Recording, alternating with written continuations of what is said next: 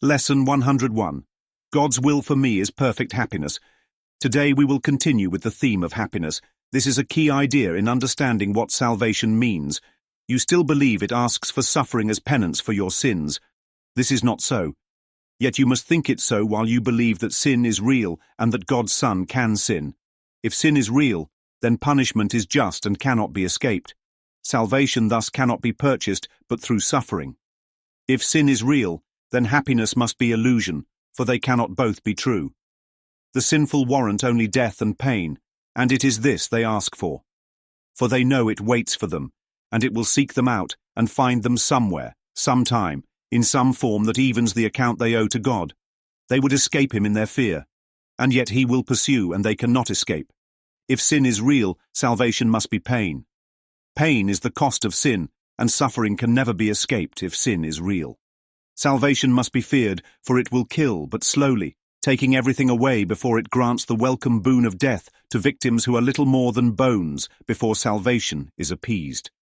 Its wrath is boundless, merciless, but wholly just. Who would seek out such savage punishment? Who would not flee salvation and attempt in every way he can to drown the voice which offers it to him? Why would he try to listen and accept its offering? If sin is real, its offering is death, and meted out in cruel form to match the vicious wishes in which sin is born. If sin is real, salvation has become your bitter enemy, the curse of God upon you who have crucified his Son. You need the practice periods today. The exercises teach sin is not real, and all that you believe must come from sin will never happen, for it has no cause. Accept atonement with an open mind, which cherishes no lingering belief that you have made a devil of God's Son. There is no sin. We practice with this thought as often as we can today, because it is the basis for today's idea. God's will for you is perfect happiness because there is no sin, and suffering is causeless. Joy is just, and pain is but the sign you have misunderstood yourself. Fear not the will of God, but turn to it in confidence that it will set you free from all the consequences sin has wrought in feverish imagination. Say, God's will for me is perfect happiness. There is no sin, it has no consequence. So, should you start your practice periods and then attempt again to find the joy these thoughts will introduce into your mind?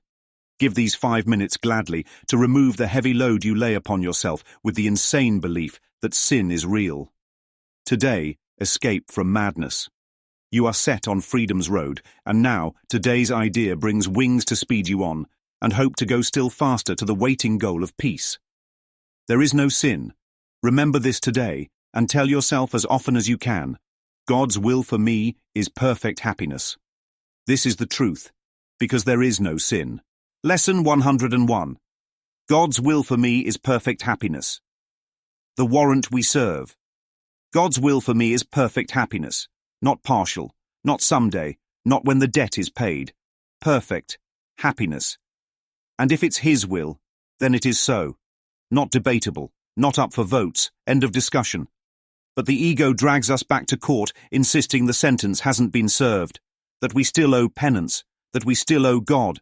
And what is penance but self-punishment disguised as atonement? A whip we crafted for our own backs, voluntary suffering to prove we're sorry. We're still clinging to this idea, that salvation demands payment, that pain is the currency of redemption, that if we suffer enough we'll be forgiven. But that is not so. And yet, we believe it, because we still believe in sin. So let's get clear. What is sin? Not just a mistake, not an error. Sin, as the ego defines it, is an irreversible offense, a permanent break with God, a cosmic betrayal so deep that only punishment, eternal and merciless, can balance the scales. And if sin is real, then punishment is just. Then we deserve what's coming. We walk around with a spiritual warrant in our hands, issued not by God but by our own belief in guilt, shame and separation. A warrant demands form. So we forge bodies as hiding places, because how do you punish spirit? You can't. But a body can break, it can bleed, it can suffer, it can die. So we make the body the stage where justice is served. We run from God in these costumes of flesh, hoping he won't notice. But the mind still holds the warrant, and guilt always finds form. We believe we've sinned against God because who else is there? And so we imagine he is hunting us, that his justice is stalking us through time, that he'll find us somewhere, sometime, in some form that evens the account we think we owe. But what if the account is false? What if the warrant was forged? What if God has no interest in punishment, in only restoration? If sin is not real, then salvation does not require pain. It requires truth, and the truth is, God's will for me is perfect happiness. Still, now always.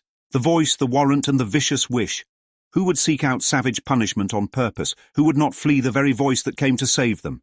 Salvation whispers, soft, steady, unthreatening.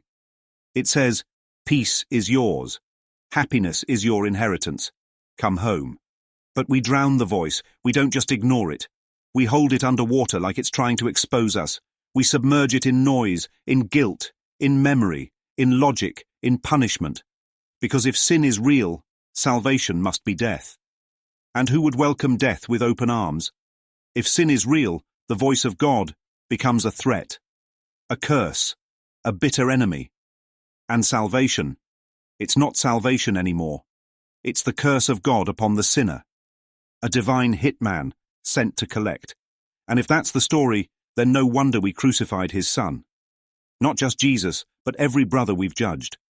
Because if sin is real, somebody's got to pay. But salvation didn't come to demand payment. It came to undo the belief that there was ever a debt. The Course says you need these exercises today. Why?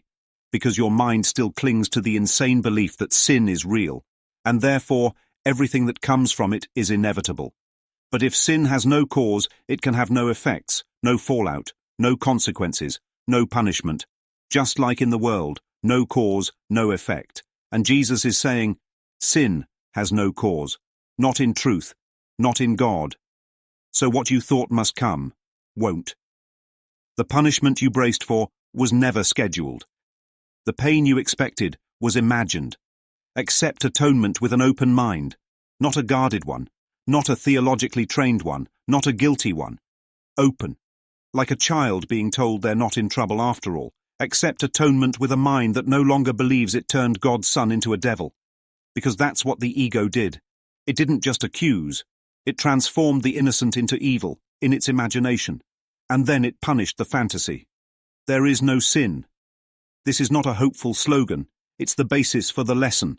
God's will for me is perfect happiness. And there's more. There is no sin. And therefore, suffering is causeless. Let that land. Causeless. No roots, no source, no justification. Just smoke without fire. A shadow with no object. Joy is just, because joy is real. Pain is only the echo of a mistaken identity, a sign you've misunderstood who you are. Fear is not the will of God. So why do we fear his will? Because we confused it with punishment. We projected our own guilt onto a silent sky, called it God, and prepared for the lightning strike. But his will is freedom. It sets you free from every imagined consequence of a sin that never happened. All sin has wrought, was wrought in feverish imagination. Feverish, frantic, frenzied, wild-eyed thoughts burning with guilt and horror and doom. But in truth, none of it occurred. And into that chaos, the voice returns. God's will for you is perfect happiness. Repeat it. Let it replace the noise. Let it slice through the fever like cool water. There is no sin. Give these 5 minutes gladly. This isn't homework. This is release. Let go of the boulder you've strapped to your back. The insane belief that you did something unholy, that you broke something real, that you fractured heaven and ran from love. Escape from madness today. You are set on freedom's road. The wings are under you now. The wind is with you.